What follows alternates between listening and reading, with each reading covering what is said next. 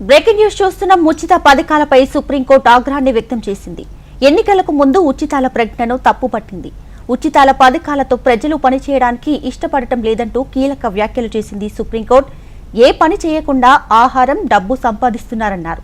ఇక లబ్ధిదారులను పార్టీలు, ప్రభుత్వాలు పరన్నజీవులుగా మారుస్తున్నాయని సీరియస్ అయింది సుప్రీం. ఉచిత పథకాలపై సుప్రీంకోర్టు ఆగ్రహాన్ని వ్యక్తం చేసింది. ఎన్నికలకు ముందు ఉచితాల ప్రకటనను తప్పుపట్టింది. ఉచిత పథకాలతో ప్రజలు పని చేయడానికి ఇష్టపడటం లేదంటూ కీలక వ్యాఖ్యలు చేసింది సుప్రీంకోర్టు. ఏ పని చేయకుండా ఆహారం, డబ్బు సంపాదిస్తున్నారని, లబ్ధిదారులను పార్టీలు, ప్రభుత్వాలు పరన్నజీవులుగా మారుస్తున్నాయంటూ సుప్రీం సీరియస్ అయింది.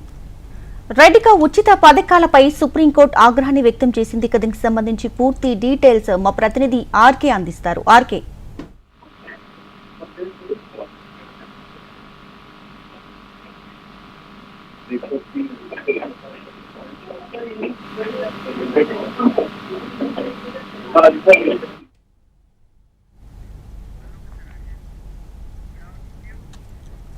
రైట్గా ఉచిత పథకాలకు సంబంధించి సుప్రీంకోర్టు ఆగ్రహాన్ని వ్యక్తం చేసింది. ఎన్నికలకు ముందు ఉచితాల ప్రకటనను తప్పుపట్టింది.